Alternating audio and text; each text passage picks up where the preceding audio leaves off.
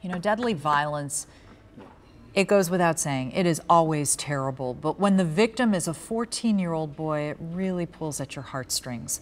As we told you earlier in this newscast, 14-year-old Surrell Gaines was found shot in a parking lot near Vine and Thill Streets in Mount Auburn. That was yesterday. In a few weeks, he would have started the 9th grade at Hughes High School. I did the best I could to keep him guided and, you know, to let him know that there's bigger things in life than the streets, because the streets took him, and I knew it was going to happen. Police are still looking into who shot Gaines, and there is a lot we really don't know yet about this case. But we wanted to know what cases like this say about our community. So we invited Pastor Peterson Mingo to join us to talk about that. We want to thank you for being here. Oh, my pleasure. So I want to go to the interview with the mother. Tom McKee interviewed her, and she told him that she felt something like this would happen. What can parents do to prevent something like this? What can families do to prevent something like this? There has to be more communication. If you know your child, you know when something's not right. You know when they're feeling uneasy about something, uncomfortable, or all of a sudden enthusiastic about something.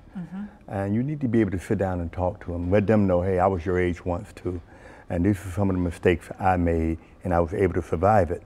But I don't know what you're into, because it was a different world 40, 50 years ago than when I was out there. And the pressures that you're under are probably so great, much greater than what I experienced as a young guy, young girl, or whatever. And if you can just talk to me, tell me what's going on with you. You know, how was your day today? What did you do?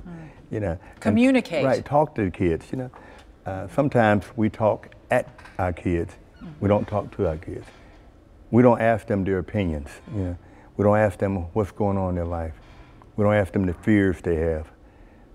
And we need to be able to have confidence in the fact that we can share things with our kids about us. You know, we can't walk around acting like we've been saints all of our life and looking at them and frown. But when a kid makes a mistake, we need to realize, hey, listen, I was like that once. And that's the problem. Sometimes we look at our kids and we see ourselves years ago, and we don't want to even talk about it. And we need to talk about it. What does this say about our community? We have a 14-year-old who's gunned down in the middle of the day. Well, the police don't have all the facts. Well, they may have all the facts, but they haven't released everything that their investigation is uncovering. Sure. And I would basically have to reserve comment on that until we find out what really happened. But what can the community do? Well, the community needs to bond together. Young people out there right now are walking around, some of them are confused. Parents are struggling to take care of them. When I was a little boy, you didn't have to worry about a babysitter. If you had to go somewhere, my mom would call the lady next door, hey, can I leave Pete and Helen and Ruth and Chris and Jean over there with you? And she said, yeah, Mabel, I'll take care of her, you know. And so it was a community, it was a family. And no one in those days, things that really appalled me, no one in those days would go up to the school and confront a teacher. You know, and my child said you yelled at them and all that kind of stuff. Back then, hey, if anybody in the neighborhood knew you were having problems at school, your parents knew it also. And by the time you got home, they'd be standing there waiting on you. What's going on? I heard you had to be disciplined in school. What happened? And you were more in trouble at home than you could ever imagine. And when we get back that community feeling, that family feeling, every kid on the block I lived on, down on 6th Street and Dayton Street in Georgia, we lived all over Cincinnati. But after a while, the community was so close-knit that we referred to them, that's my cousin.